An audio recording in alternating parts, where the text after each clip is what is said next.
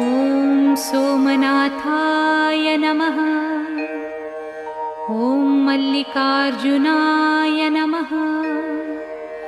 ॐ महाकालेश्वराय नमः। ॐ ओंकारेश्वराय नमः। ॐ वैद्यनाथाय नमः। ॐ भीमशंकराय नमः। ॐ रामेश्वराय नमः।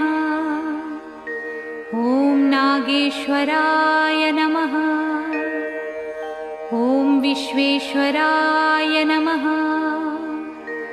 ॐ त्र्यंबकेश्वराय नमः। ॐ केदारेश्वराय नमः। ॐ भुस्मेश्वराय नमः।